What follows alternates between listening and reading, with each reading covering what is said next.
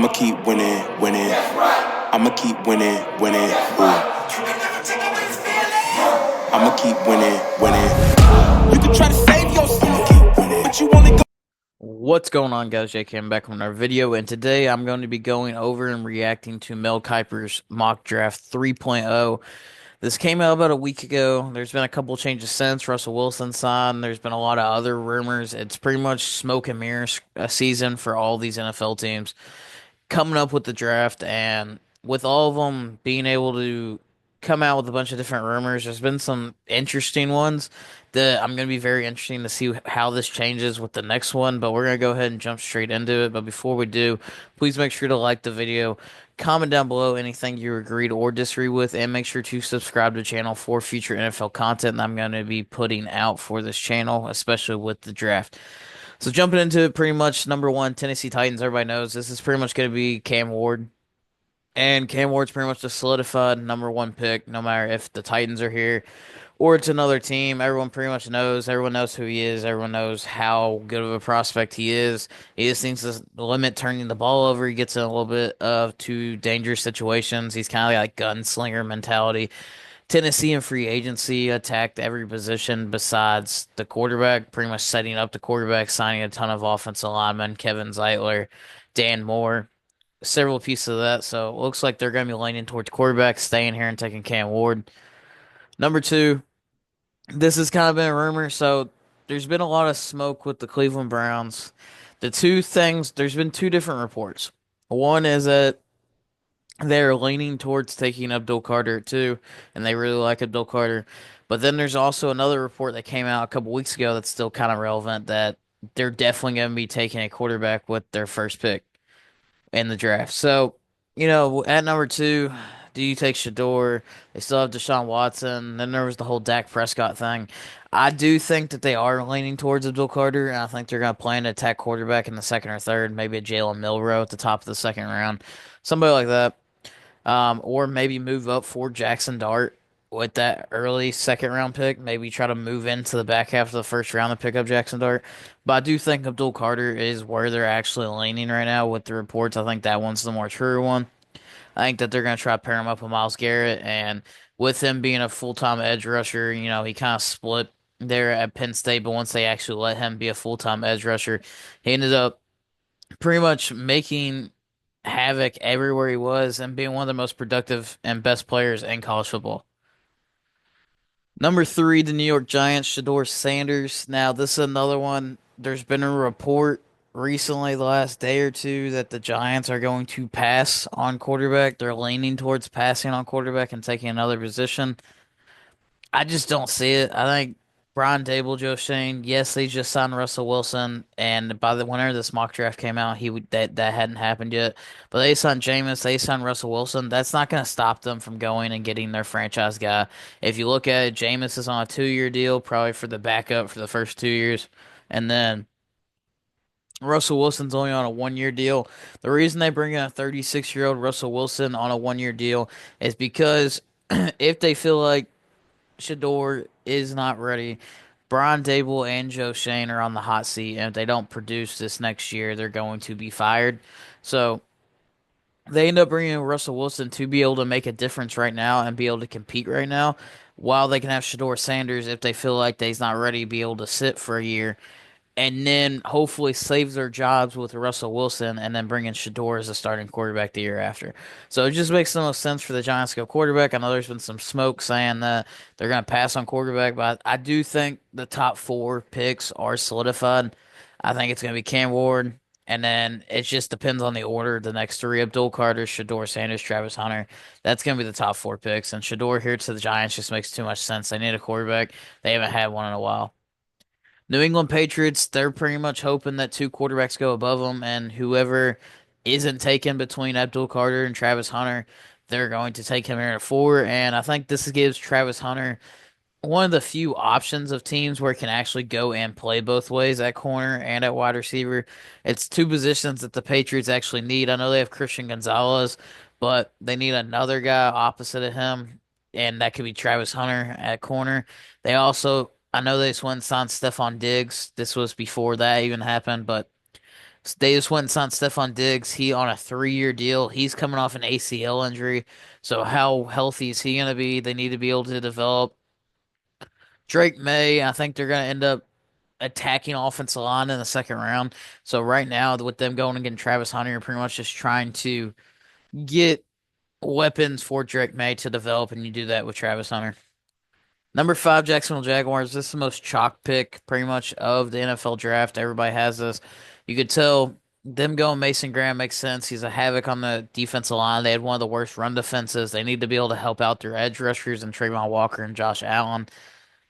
The thing, they went out and they attacked other areas in free agency and left defensive tackle. So it's pretty much set up for them to be able to take Mason Graham. And it's pretty much the most chalk pick that everybody has right now. Some of these are pretty chalk, so I'm just gonna try to speed through them a little bit. The Raiders going with Ashton Genty. This one's pretty much kind of being solidified by everyone else right now as well.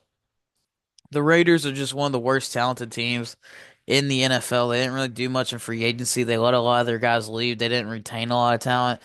Pete Carroll just came in as the head coach. They traded for a 34-year-old Geno Smith, I believe, is that how old he is, around that age. And they really just need more talent. The only guys they really have is Max Crosby. They don't have a number one receiver. They don't. All they have is Brock Bowers on the offensive side. So Pete Carroll coming in, getting Ashton Genty to be able to make a difference. He's looked like a freak at his pro day yesterday. He looked like one of the best running back prospects that we've ever seen. And with him, I think he could go all the way up to the Patriots at number 4. I would not be shocked if the Patriots ended up taking Genty at 4. Also, at number 6, Pete Carroll in the past, I would not be shocked if they took a defensive freak that Pete Carroll falls in love with. Pete Carroll did it in Seattle several times. He did it with Jordan Brooks in the late half of the first round. I could easily see that him doing that here with the Raiders. I think the main guy would be, I would not be shocked if somebody like a Jalen Walker went here at number 6 to the Raiders, because Pete Carroll ends up falling in love with those athletes they can really use in multiple spaces on that defensive side with him being a defensive guy. And Jalen Walker could do that. He could have played him at linebacker. You can move him down to edge rushing on edge rushing downs. So stuff like that. I wouldn't be shocked if I ended up seeing a surprise pick of a Jalen Walker here. But Ashton Genty just makes the most sense. They need offensive weapons, and he's one of the best running back prospects. And they don't really have a running back, and they're going to try to make the quarterback, whoever the quarterback is in the future life, a lot easier, whoever their future guy is going forward after Geno. Number 6, New York Jets go Tyler Warren. I think the New York Jets, it's down to 3 players here, potentially 4 with this pick.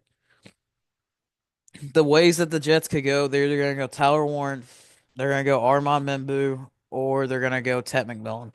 Those are the 3 spots that they're really going to go. All 3 of them are offensive weapons the last couple of years. You know, they've beefed up the trenches with Olu Fashanu. You still need a right tackle, so Armand Membu would fit very well here if they end up taking him. That's who I personally have. But Tyler Warren's not a bad pick. He's a very talented, probably one of the best offensive weapons in this draft besides Genty. You can line him up pretty much anywhere. You can line him up in the line of scrimmage. You can line him up out in the slot. You could even line him up in the backfield if you really wanted to. And that's really just what the Jets need. They need more offensive weapons. They have Brees Hall. Yes, they have Garrett Wilson. They have 4 of their 5 offensive line pieces figured out. So Membu could come in and be that 5th. But they passed up on Brock Bowers last year. It's a whole new draft, whole new situation. So I think you're gonna want to look at and draft Tyler Warren here if that's that route that you want to go. So I really like the pick for the Jets. That's one of the 3 options I think that they're gonna end up going.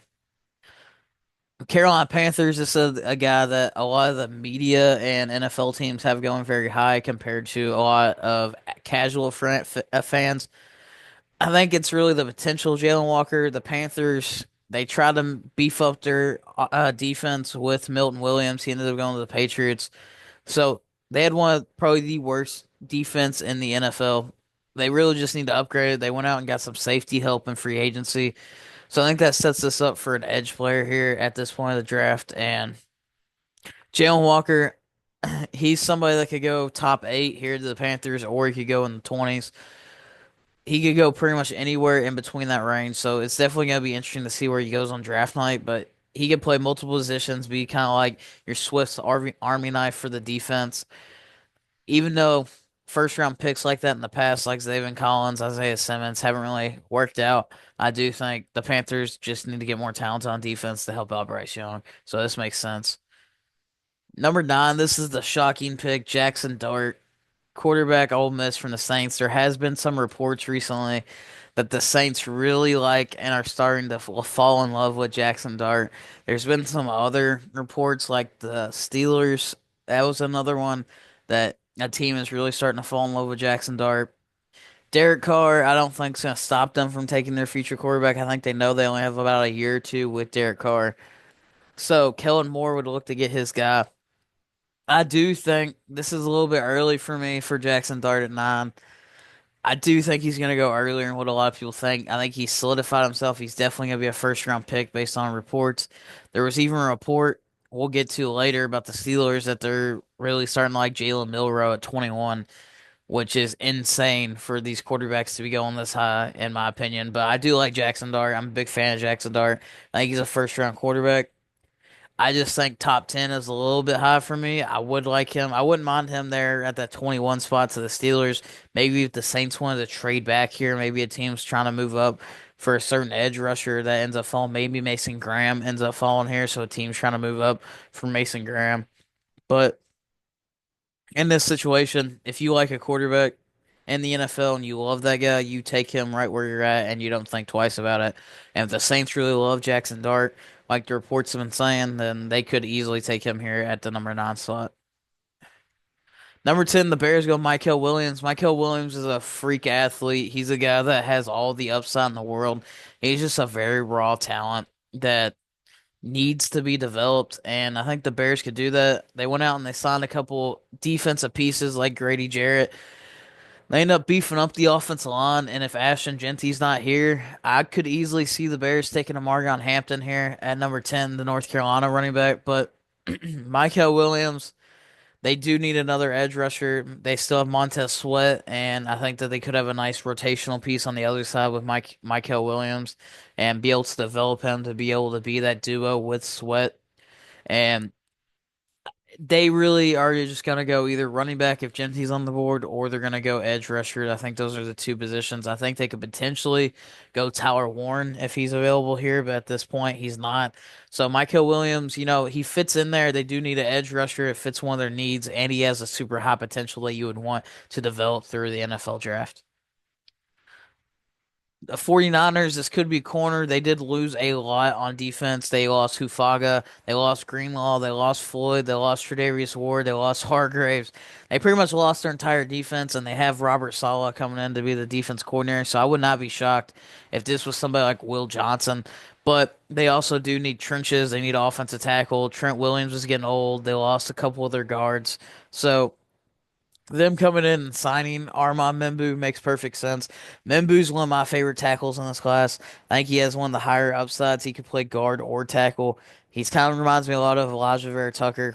He has a very quick first step. He's great in the wide zone run scheme at Missouri when he played right tackle. That's all he did. He was a wide zone blocker, and he ended up sealing the edge every single time for Missouri to get them 4 or 5 yards.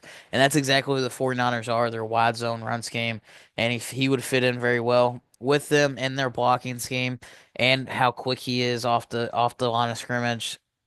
So you would eventually probably play him at guard for a year, and then eventually try to replace Trent Williams with him.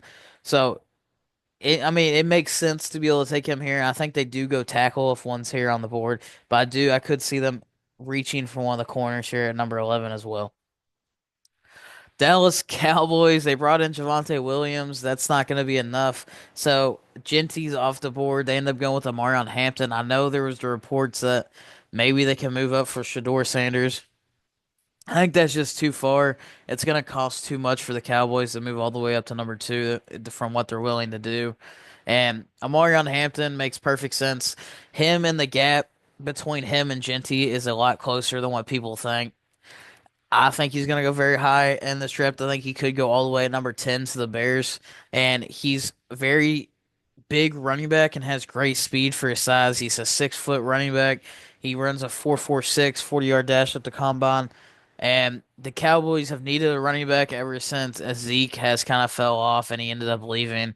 They have Rico Dow who rushed for 1,000 yards, but that was because they had a pretty good offensive line and they ended up letting him leave. They've signed some other pieces, but that's still not enough for running back, and you still need to upgrade it to try to make Dak's life easier. And their O-line's still pretty decent, so Marion Hampton could come in and have one of the biggest impacts of any of the rookies here for the Cowboys once they're able to actually get healthy. I think that's kind of the area that they start to look at is that running back position.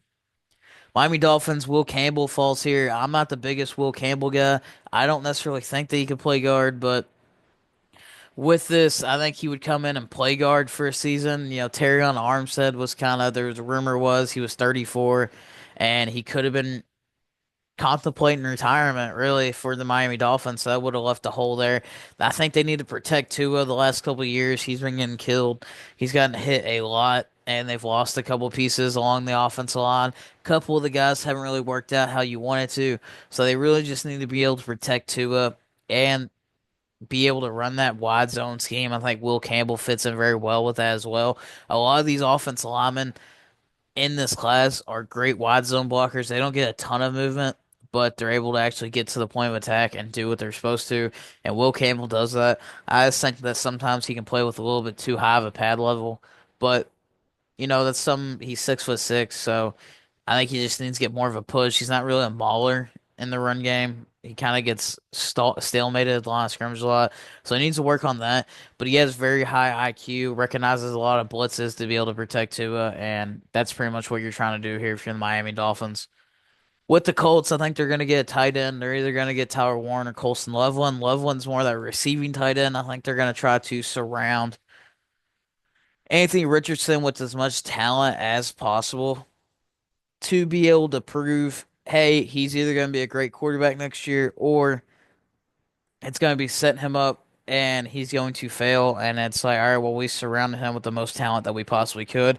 If he's not working out now, then he's definitely not going to work out in the future. I think they've set this up through free agency. They went out and they addressed their secondary that was god awful. They ended up signing Tre'Davious Ward, who's going to come in and play corner and be their number one corner, and was probably one of the better ones in free agency. And they ended up signing a free safety in Cameron Bynum from the Minnesota Vikings. So they came in and worked on their secondary and free agency, so it kind of set them up to be able to take tight end here and take more of that Brock Bowers receiving slot threat that a lot of tight ends really are nowadays.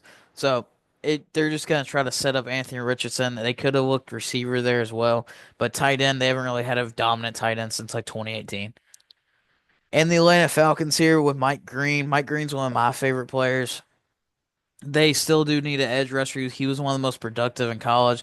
He led college football last season in sacks and tackles for loss, so it makes sense. The Atlanta Falcons just need to upgrade their defensive line. They had some surprise cuts with Grady Jarrett and a couple other pieces, so they had to let those guys go to get cheaper on the defensive side. And really, they just need to upgrade their edge. They go for the freak athletes like Kyle Pitts, Drake London, and I think it's now important for them to address the defensive side of the ball and try to get a nice edge piece here with Mike Green.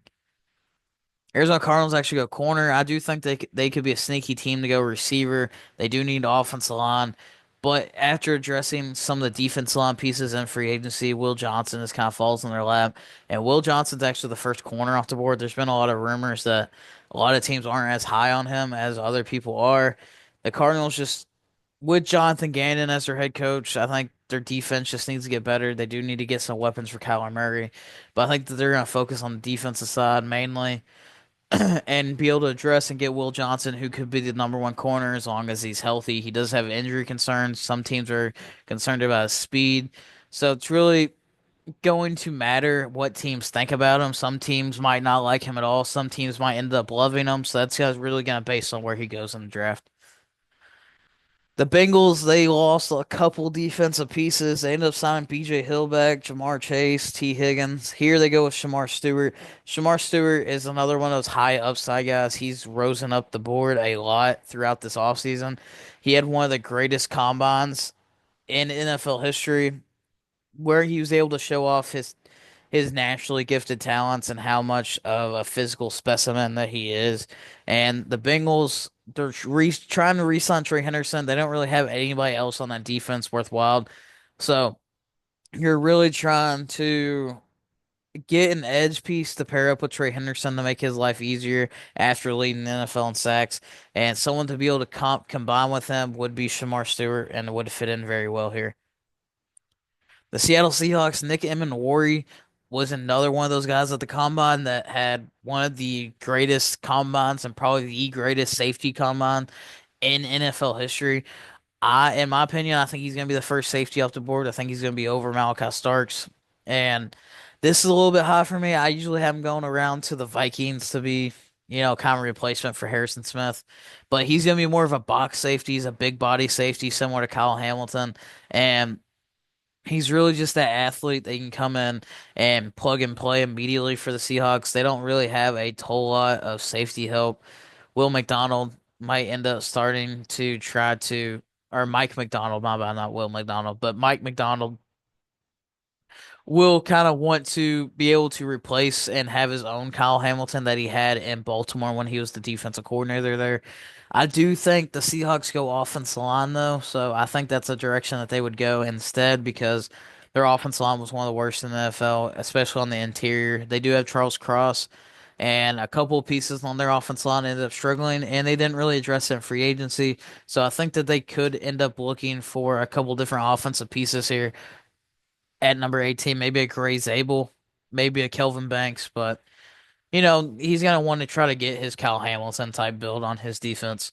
Tampa Bay Buccaneers, this is becoming kind of a chalk pick as well. They've been looking for a linebacker ever since Devin White kind of fell off, and they get Jahad Campbell, who is another one of them athletic guys that were able to show off at the combine. It's really his speed. When you watch his game film, his speed from sideline to sideline to be able to make every tackle, you can see it, and it jumps off the screen at Alabama. And that's really would be somebody great to go in and learn behind Levante David for a year and then be able to take off and take over after Levante David ends up leaving. So it's becoming one of the more chalk picks as well. The Denver Broncos going Tedero McMillan. Now, they are kind of looking to get weapons for Bo Nix. They ended up getting Evan Ingram, so I think that takes them off the tight end market in the draft. They could look to go running back, but in this scenario, Ashton Genty's off the board, and Marion Hampton's off the board. So next best piece is you get the number one receiver off the board, and this is the number one receiver taken in this mock draft. And Tedder McMillan, he would be your number one guy. He has a huge frame, kind of like Mike Evans, 6'5". He ran a like 4.5 or something crazy like that at his pro day. Crazy for his speed and his build. He has a very lengthy arms to be able to have that catch radius that you need. You could play him inside in the slot, and he's everything that you would need that I think Sean Payton would really like. What he calls the Joker in his offense, where he can move him around pretty much anywhere that he wants. The Steelers, this is an interesting one. Now, Jackson Dart did go number 9. There has been some murmurs recently about them taking Jalen Milrow here at 21, which would be a crazy reach and a wild scenario if they end up doing it. But I think Derek Harmon is a weird pick here too as well. I know they need interior defensive line, but you still have that kind of figured out. I know they signed Darius Slave. I think that they could still look to go corner here if they don't end up going quarterback. Najee Harris ended up going to the Chargers, so they could go running back here as well. But Hampton and Gentier off the board. Maybe Trayvon Henderson could go here, but I don't know about Derek Harmon. I'm sure he fits in there with the Steelers, but I think they have bigger needs at corner and running back and quarterback potentially. Even if Aaron Rodgers signs there, they're gonna have to figure that out. They had Cam Hayward, so I don't think it's necessarily your biggest need. And this is kind of high for Derek Harmon in my opinion. The Chargers, they definitely do need wide receiver or tight end. They just need to get weapons for Justin Herbert, and they do that here. They end up getting Matthew Golden. Golden's one of those guys that when you need a big play, he's the one that's going to make the big play for you. And we've seen it at Texas pretty much all year. Anytime Texas needed a big play, especially in the Arizona State playoff game, he's one of the guys that came through. He is very speedy, but he's not really like the huge speed threat down the field guy that you would think from a speed threat type. It's really his route running that he has. He has very crisp route running and very quick and able to make a couple guys miss that Texas ends up using in their offense a lot. Green Bay Packers go Mecca Ibuka. I think this could be a corner as well, depending on what happens with Jair Alexander. A lot of the cornerbacks have kind of fallen down the board here in this mock draft, but Emeka Ibuka, I think a lot of like Daniel Jeremiah and Mel Kiper have been saying that he's probably going to be a first round pick, even though a lot of people don't think that he's going to be a first round pick. But with him, you know what you're getting. He's pretty much already reached his floor, and this is who he's going to be. He's going to be the short guy, or not the short route running guy that's going to be able to make a catch and be able to make a couple guys miss. That's what Emeka Ibuka is, and you know what you're going to be getting. And I don't know if I necessarily like it with the Packers, though. I think that they could end up going offensive line or edge or secondary. But, it makes sense. They do need a number one guy. I don't necessarily know if Emeka Ibuka fits that role. So I think that they would end up looking in other directions, but it does make sense. They do need a receiver. I just don't know if he would be that number one guy that would end up fitting in there in Green Bay. Minnesota, they need secondary help. They ended up signing a lot of defensive guys. They ended up signing Javon Hargraves. They ended up signing Jonathan Allen. So here they go, Jade Barron, who has great ball skills. I think he's going to be more of a slot cornerback, though. He's not really going to play on the boundary, I wouldn't think. He's going to be that slot guy that has great speed that's going to be able to lock down any slot defenders, like if a CD Lamb or if they end up playing anybody like that. And with him being that big slot guy, it's going to be a huge presence for whatever team ends up taking him. Vikings just need secondary help. They're older in the secondary. They just lost Cam Bynum as safety. So with him coming in and being able to play that slot corner role, I think Brian Flores is really going to like that, and it's going to be able to help him out with a lot of his blitzes. The Houston Texans, they ended up trading away Kenyon Green. They ended up trading away Laramie Tunsil for not a lot, and they're pretty much trying to reshape their offensive line to protect CJ Stroud. So Josh Simmons is a guy that could have been the first tackle off the board. It's just that he got hurt and had to miss. He only played the first 6 games and had a knee injury, so he has very high upside. How healthy he's going to be, you can kind of let him sit and, kind of build himself back up before you have to play him. Now, the Texans, they desperately need offensive line help, and they need a franchise left tackle now after letting Laramie Tunsil go. So Josh Simmons could be that guy here at the late of the half of the first round that could end up going and being that franchise left tackle. The Los Angeles Rams go with, I'm gonna mess up his name. I do every time.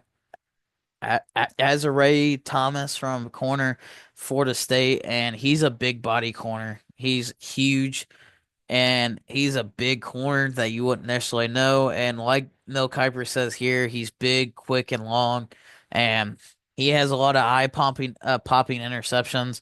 He had 19 passes broke up at Florida State. He has great hands, and with him being able to have a lot of pass breakup, that's just because of his length and how long he is and how big of a corner he is. And he's able to play a lot of receivers very well. And he had some very good interception numbers over the last 3 seasons for him at Florida State. And he could be kind of like that Sauce Gardner type corner that's just big and lengthy that a lot of teams will end up loving.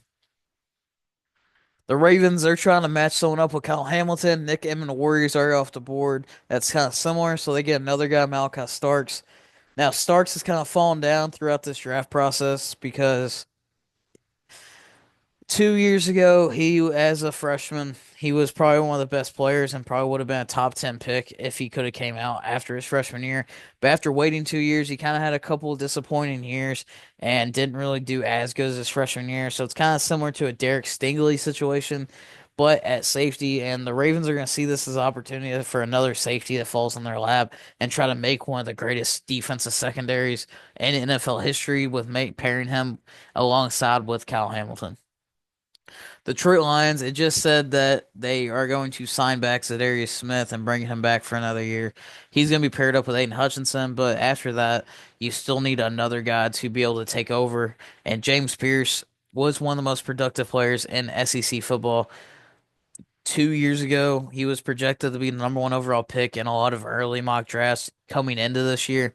He kind of fell off. He didn't have the production that we all expected, but he still had a crazy scouting combine and he ended up showing off his athletic abilities and be able to put that with the production that he had 2 years ago. He's going to be a very effective edge rusher if he can just stay out of his own way. Now, a lot of it is character concerns for him. That's why he's kind of been falling down the board, is because a lot of teams don't really love his character, and it's been kind of reported that he was babied in high school and was kind of crazy in high school. So a lot of teams don't really like that, and that he could be kind of a headache. So he may fall down the board here to this point. The Commanders are going Maxwell Hairston. He had one of the speediest combines from the corner in a 4.28. He was the fastest corner all this year at the combine, and his recovery speed and that speed is very visible in his tape. His biggest question is his tackling ability on the outside. Now, I know tackling's not as important with corners, but you definitely do need to come up and make a tackle. You can see it with Sauce Gardner. He definitely struggled this year with tackling. And after trading for Marshawn Lattimore, I think that they need to get younger at the position. They struggled at corner, and I think that they definitely need to have those pieces and Dan Quinn's defense to be successful. Buffalo Bills, they need interior defense line. A lot of the Chiefs, they ran down people's throat in the playoffs. And Kenneth Grant could come in and help that out and be able to be that interior force to be able to help out on the interior defense line to be able to stop the run. He did it at Michigan with Mason Graham. So with a lot of the corners off the board at this point, like Jahdae Barron, like Thomas, Maxwell Hairston, a lot of those guys being off the board. Kenneth Grant kind of falls in now. They could have gone Luther Burden, but I think they're looking for more of the deep threat type guy. And I feel like that they think Josh Allen could pretty much make any receiver good, kind of like how Patrick Mahomes does. So they're looking to buff up the defense and try to, eliminate running the ball on them in the playoffs that they had issues with. Now the Chiefs get a steal here. Kelvin Banks is one of my favorite offense tackles in this draft class. I think he's going to be a very good football player. He definitely has the highest upside out of any of the tackles. I think he's the best all-around tackle. He has a great run blocking. He ends up mauling people off the line of scrimmage, gets tons of movement, and in his passing game, he has great footwork. He's able to identify and have high IQ. He started 3 years at Texas, so he has the IQ and vision to be able to see the blitzes develop in front of him. And the Chiefs, they ended up letting go Joe Thuney, who ended up actually playing left tackle, but was mainly left guard. They're keeping Trey Smith. So with that, they definitely need a left tackle, and Kelvin Banks could be able to do that and be able to protect Patrick Mahomes. That's the biggest issue.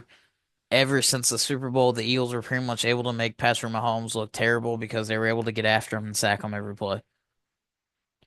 And then the Eagles, they end up buffing up the interior. They ended up losing Milton Williams, so Walter Nolan would kind of step in and fill that role of Milton Williams.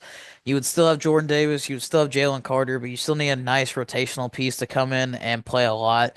Considering Jordan Davis is kind of, a rotational piece in certain situations. So Walter Nolan could come in and take over that Milton Williams role that made the Eagles so dominant with their defensive line. They still need an edge presence too after losing Josh Sweat, but they can address that in a very heavy edge class later in the draft. So you go up and you just take the best player here at pick 32 and end up taking Walter Nolan. So this is my reaction to Mel Kiper's. This is a very good mock draft, I think. There was some surprising picks, but this draft is going to have some surprising picks because a lot of the players are graded very equally. So one player, there could be a player that I wouldn't shock that goes number 5, or if he fell all the way to 22, they could go either one of those. So anywhere in that range, there's a lot of players like that. So we're definitely going to be in for a lot of shock, I think, this year in about a month when the NFL draft ends up happening. But please make sure to like the video, comment down below anything you agree or disagree with that I talked about in here, and make sure to subscribe to the channel for future NFL content. And thanks for watching. Yeah, feel like John Moran. Need a triple double. Told him check the stats. Yeah, I got a couple. I don't drop the ball. Now I never fumble. I'm the MVP. Now I feel like Russell. Feel like John Moran. Need a triple double. Told him check the